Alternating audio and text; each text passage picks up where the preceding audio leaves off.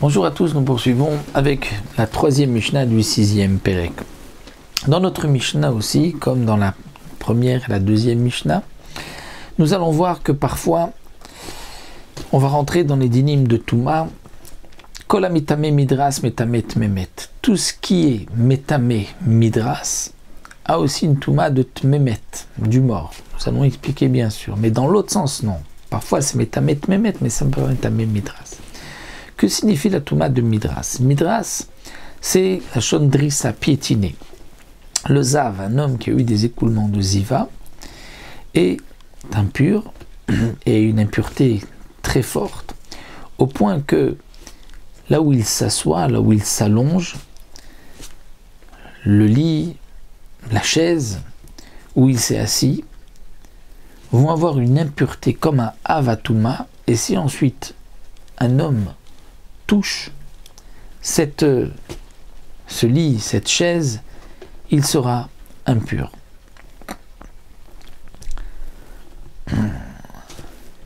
Le midras d'un zav, qui peut être impur par le midras, peut être obligatoirement metamet memet. Et dans tous les cas, s'il se trouve sous le même toit qu'un mort, ou s'il a touché un mort, il sera aussi impur. Mais il y a parfois un kli qui peut avoir une touma de tmemet par l'impureté d'un mort si un mort l'a touché, ou s'il est sous le même toit que le mort, mais il n'y aura pas de toumat midras si un zav s'assoit dessus. Alors quel est ce din-là? Le Barthénon nous explique si quelqu'un a pris un CA, c'est-à-dire comme une caisse qui contient un CA, une mesure, et on s'en servait comme mesure à l'époque. Il a renversé ce CA, il s'est assis dessus. Ce CA, si le zav s'assoit dessus, eh bien ce CA-là ne sera pas impur par la touma du zav. Pourquoi? Parce qu'on apprend d'un pasouk où c'est marqué le kli asher yeshev alav hazav, là où le zav va s'asseoir. C'est-à-dire quelque chose où le zav peut s'asseoir sans qu'on le dérange.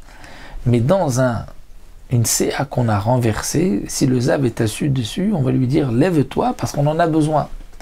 Donc ce n'est pas considéré comme une chaise, comme un matelas, comme un lit, étant donné qu'il a renversé un kli qui est utilisé par ailleurs. On va lui dire lève-toi parce qu'on en a besoin.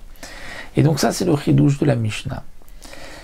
Tout ce qui a une touma de midras, un lit, une chaise, que si un zav s'assoit dessus, ce sera donc avatouma, et si un homme touche ensuite cette chaise, il sera impur. Une telle chaise ou un tel lit qui pourrait être impur par un zav, s'il est sous le même toit qu'un mort, bien sûr qu'il est impur. Mais il y a parfois quelque chose qui peut être impur par un mort, c'est un CA qu'on a renversé. Si on a mis un mort dessus, eh bien, ce CA sera avatouma. Pourquoi? Parce qu'on ne va pas dire lever le mort parce qu'on a besoin du CA, dit le Barthénora. Et donc, il peut ce CA être impur par la toumatmet, mais il ne pourra pas être impur par le midras. Et ça, c'est ce que la Mishnah veut nous dire. Il peut y avoir quelque chose qui est mémet, pas midras, puisque pour le midras, nous avons dira lève-toi, nous avons besoin de ce CA.